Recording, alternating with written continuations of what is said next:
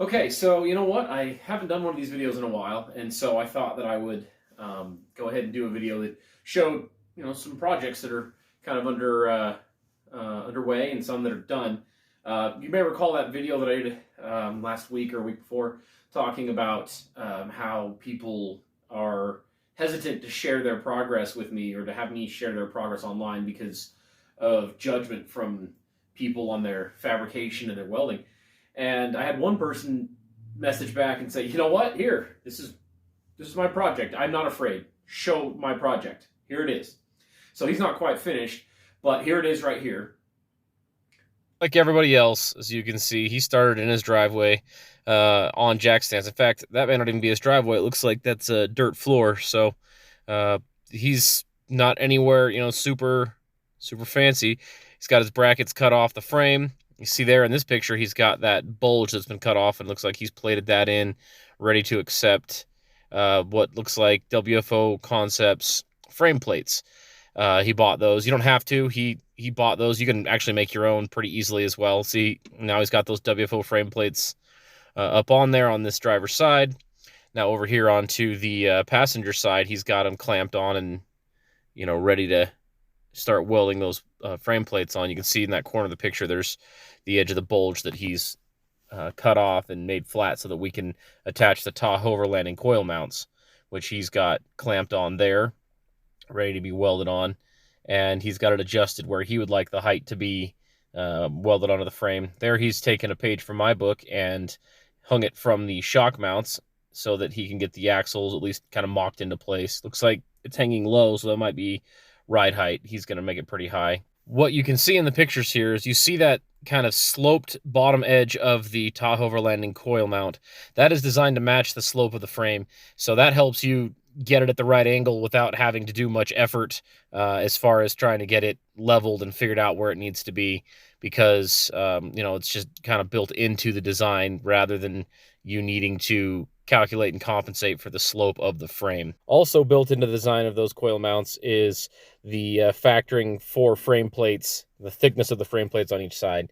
So they're designed to use a 3/16 thick frame plate, but that allows you to run an 1/8 inch thick or a 1/4 inch thick. That 1/16 of an inch per side doesn't really make an appreciable difference. He's using the WFO Concepts frame plates, which are 3/16. So this will put the coil spring spacing perfect to within a 1/16 of an inch. Now he's on to building his links. So far, he started with just the lower control arm section. He's got heim joints, looks like, mocked into place. We actually don't recommend heim joints for the swap. We recommend something with a polyurethane cup like a Johnny joint, or even just a plain and simple polyurethane bushing. Radius arms just seem to flex a little better with something with polyurethane. There's his lower control arm section of his radius arm mocked into place. Look to the far right of the picture at the frame end of the lower control arm. You can see that he's actually got universal mounts just mounted to the bottom of the frame. There are reasons why a person may not want to do that. I showed that in this video here where I was discussing the radius arm geometry differences in a low pinion versus high pinion axle. I recommend you go watch that video. I kind of explained it a little bit better, but it also does hang just a little bit lower as far as getting hung up on things and for ground clearance. But on this truck, he's going to be lifted pretty high. I don't think he's really too concerned about that. So here is one of my favorite parts, which is kind of getting close to real mock-up, and I love seeing my parts on people's builds. So he's got the Tahoverlanding coil mounts welded to the frame, and then he's got the Dodge upper shock mount mounted to it, and then he's got the lift coil springs in that mount so that he can start mocking up the ride height and the pinion angle and U-joint working angle, and then he can build his upper locating arms for his radius arms. And I also wanted to show a couple of finished projects because solid axle conversions, if you look at them online, are usually some kind of a, like ongoing, endless project. You see them being built, but almost never do you see them being used and having been used. If you look online, all these guys that have, Instagram pages and YouTube channels, they have these projects that are done, or I guess they're done, but you only ever see them, parked on a trailer, parked maybe at a car show, maybe parked on some hill or rut to kind of flex it out, but they don't get used. And the ones that do get used are usually too much of an off-road rig to ever be driven daily or taken on long trips across country.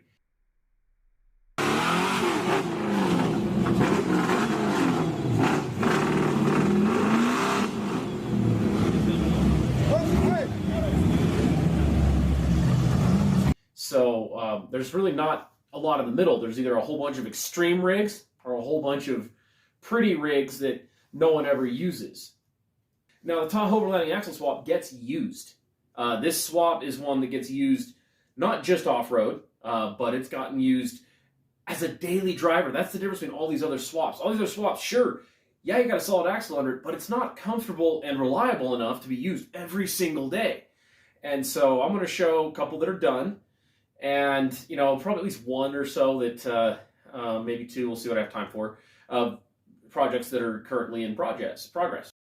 Okay, so this is the Boundless Maker. That's his Instagram right there, so if you wanted to go check out his page. He's got a Silverado, and he did the swap. He's got the record. He did it start to finish in 3 weeks. He pulled his truck in, did the swap, and drove it back out in 3 weeks. And just like every other Tahoverlanding axle swap, he started in his driveway on jack stands. I should probably start calling this the jack stand axle swap. But there it is. He's got his stuff cut off. You can see that's what it looks like after the first round of cutting. He's removed the brackets. Now he's got the other side showing. You see the bracket for the front differential hanging down there. He hasn't fully removed that yet. Ground all smooth on the frame rails, nice and smooth. And that's where he's got it plated in to, flatten out that bulge so that you can attach the Tahoverlanding coil mounts. And now that side's all ground smooth, ready to accept some frame plates. He made his own frame plates, as you can see those here in this picture, that, just flat pieces of metal, welding them in. You don't need to pay a lot of money for WFO plates if you don't want to. And he's got those all welded on, as you can see there. Long shot there of what they look like welded in and plated in. And one of my favorite parts is seeing my parts on someone's build. That's the Tahoverlanding coil mount, just clamped on there. You can see that's how it comes, tack welded. He hasn't fully welded out the mount yet. He's just test fitting it at this point. As part of his, mocking up of the coil mounts, you can see in this next picture, he's got the Dodge upper shock mount mounted to it here for mock-up. There he's got the loader control arm section of the radius arm coped in for the weld-on polyurethane bushings, which is what we recommend you use at the axle side of the lower control arm portion of the radius arm. There he's starting to get some more welding and tacking going on for those coil mounts so that you can move on to the next step of the process of the mock-up. So you see he's got the radius arm mounts built into a custom cross member. Looks like he modified the cross member just like we usually recommend. He did do a little bit different in the center section there. Instead of reusing the factory cross member and shortening it, he just fabricated his own piece there. But what having that cross member in place allowed him to do is get his lower control arm section in, and then his upper locating arm section fabricated and mocked on, so that he can start mocking up the actual axle under the vehicle there. And that's what you see. He's got the knuckles painted orange, and then he's actually using the Chevy dust shield for the brake rotor, which you can see in that picture there, as well as the Chevy hub assemblies bolted onto the Dodge knuckle. And this here shows probably the biggest turning point of any swap. He's got the radius arms in, he's got the coil mounts on, he's got the coil springs in, so he can start mocking up the axle. It starts to feel like a real truck and a real build at that point. And next up, what you'll see here is he's actually got the Tahoverlanding caliper spacers and bolts on there, so he can get the Chevy GMT 800 brake rotor and the Dodge caliper on there. He's got shocks on there. I mean, this is really where the swap is coming together right here. In this next shot, you'll actually see he's got the track bar and the steering all installed. He's got the Tahoverlanding track bar bracket mounted to the frame. And that bracket's crucial because it is different than any other track bar bracket that's available on the market and allows for clearance to the axle housing and the use of this specially built track bar. You'll also see that he's got the full factory Dodge steering already installed there with the WFO Concepts pitman arm. It all just fits together perfectly when you do it that way. That's why he was able to do the swap so fast. He just followed the formula of the swap without trying to reinvent the wheel too much. And as you can see, full steering up underneath here. It looks really clean now that he's got it done in these pictures. Okay, so in this picture is, you know, right after he finished it. He's just pulled it out and it looks great. And the reason why that's important is that this was actually several months ago. This wasn't like he just finished this last week. This thing's been done for months. And he's taken it on cross-country off-roading trips. He's got a really good Instagram page here I'm showing where he really posts up a lot of content and pictures and videos. So I really think that if you've got a minute, maybe you should go follow him on Instagram. But he uses this truck, taking it on off-roading trips and a big long cross-country trip. It's a really good representation to show this truck because it's one that has been done for months and has been working perfectly. I do urge you, though, if you have progress to share, let me share it, please, so we can empower everyone else and show other people how easy this swap is and how well it works long term. A lot of these projects have been, you know, done for a long time, over a year, most of these, or some of these, and they've been driven every day. They've been taking cross-country off-roading. They've, you know, been out exploring, and that is what this is all about.